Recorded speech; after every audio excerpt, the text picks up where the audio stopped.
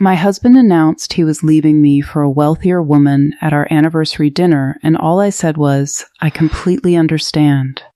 It wasn't because I didn't love him. It wasn't because I wasn't hurting. But I had already started to see the invisible cracks months before anyone else noticed a thing. Loyalty that only lasts during good times was never loyalty at all. Let me take you back to the beginning. From the outside, our life together looked like something out of a polished magazine. We had just celebrated 6 years as husband and wife. I had built a company from spare change and late nights into something that turned heads in my industry. And at every family barbecue, every holiday dinner, he would raise his glass and tell everyone how proud he was of me. He called me his secret weapon. He joked that he had married up. And I believed every word. But roughly 3 months before our 6th anniversary, the winds shifted. Not in our home, in my business. Key deals started wobbling. A major client hesitated. 2 investors who had promised support suddenly wanted to reassess. It wasn't a crash, not yet. But it was a storm on the horizon, the kind that keeps you staring at your phone at 2 a.m. For the first time in years, I felt real fear. What if I couldn't fix this? What if the thing I had built started to crumble? Have you ever noticed how some people become extra gentle right before they pull away? Because that's exactly what happened next. Every night I worked late, he was there. Warm drinks, a hand on my shoulder. "You've survived worse," he'd whisper. "Business goes up and down. But you're solid." His support felt so genuine that I actually felt guilty for being stressed. I thought I was the luckiest woman alive. Then the anniversary arrived. We booked a private dining room at a nice downtown spot. Both families gathered. My parents, his parents, cousins, a few close family friends, candles, laughter, stories about how fast 6 years had flown. Someone made a toast about us being the couple that made it look easy. He smiled at that. A wide, easy smile. But near the end of the meal, he stood up. At first, everyone thought it was a romantic speech. My mom even nudged me and whispered, "Here it comes, the good stuff." But he wasn't smiling anymore. His face had gone serious. Too serious. He looked around the table, then down at me. "I think everyone should know the truth," he said slowly. "I can't stay in this marriage." For 3 full seconds, no one breathed. Then whispers. His mother asked what he meant. He kept going, his voice steady and cold. "Over the last few months, her business has become unstable. The future isn't certain anymore. And I have my own dreams." He paused, then delivered the knife. "I've met someone else, someone richer. Someone who can offer the kind of future I deserve." Every eye turned to me, waiting for tears, for a slammed glass, for a scene. Instead, I set down my fork, picked up my water, and took a slow sip. Then I looked him straight in the eye and said, "If that's what you need to do, then it's the right choice for you." Can you guess what happened exactly 2 weeks later? That's when the real meeting took place. A law office conference room, gray walls, long table, no candles, no laughter. The same families sat around the table, but now they looked uncomfortable, curious, almost hungry for the drama. My husband arrived late, walking in with a new kind of swagger. The nervous energy from the anniversary night was gone. Now he looked confident, almost smug. He barely glanced at me. Over the previous 2 weeks, our communication had become ice cold, short emails through lawyers. He had stopped being the man who brought me coffee. Now he was a stranger in a tailored jacket. And he wasn't alone in that confidence. Because he had brought her. Just as the lawyers spread the divorce papers across the table, my husband cleared his throat and asked for attention. "Before we sign anything," he said, "I want everyone to understand why I made this decision." He looked around the room like a politician on a podium. "The last few months showed me that stability matters. Her business is struggling. My future can't depend on uncertainty." Then he gestured toward the door, and fortunately, life has opened a new door. That's when she walked in. A woman in an expensive cream blazer, high heels that clicked like punctuation marks. She stood beside him, and he placed a hand on her shoulder like a trophy. "This is the woman I was telling you about," he announced. "She's built her own empire. She understands ambition. She knows how to protect what matters." Some relatives shifted uncomfortably. Others stared openly. But my husband seemed to love every second. He explained how they had met recently, how impressed he was by her achievements, how their futures aligned perfectly. Then he looked directly at me.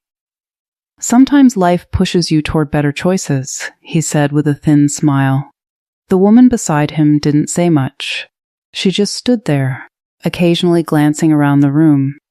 But I noticed something strange. Every time her eyes met mine, the corner of her mouth twitched like she was holding back a secret. The lawyers slid the documents forward. "This is the final agreement," one of them said. "If both parties sign, the divorce will be finalized today." My husband picked up the pen without hesitating. He was already leaning forward to sign when the woman beside him raised her hand. "Wait," she said softly. The room froze. My husband blinked. "What do you mean, wait?" he asked, his confident smile flickering.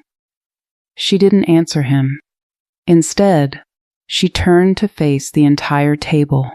"Before anyone signs anything," she said calmly, "everyone here deserves to know the full truth."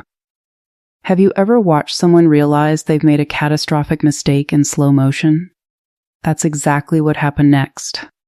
My husband laughed nervously and said there was nothing complicated about the situation. "Let's just finish this," he urged. But the woman ignored him completely. She looked at me, and I gave her a tiny nod. That was the signal. She took a breath and said, "The truth is, I'm not actually a wealthy businesswoman." Confusion rippled across the table.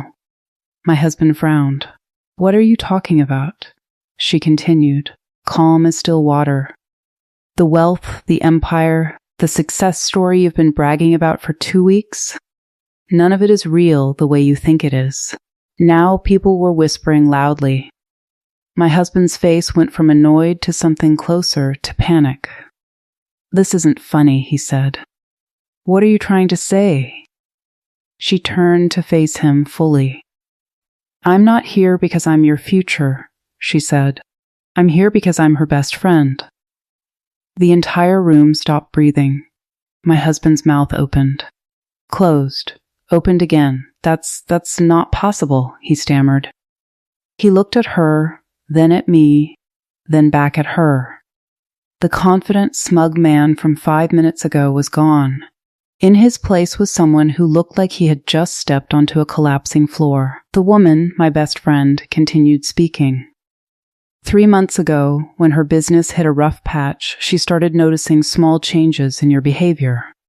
You were still saying the right things, but your eyes had gone cold. So we decided to run a simple test. My husband tried to interrupt. She raised one hand. "Let me finish." Then she turned to address the whole family. We let him believe her company might completely fail. We let him believe a wealthy stranger had entered the picture. And we just watched. We didn't manipulate his choices. We just gave him the freedom to show us who he really was. Several relatives shook their heads in disbelief. My husband looked at me, desperation flooding his eyes.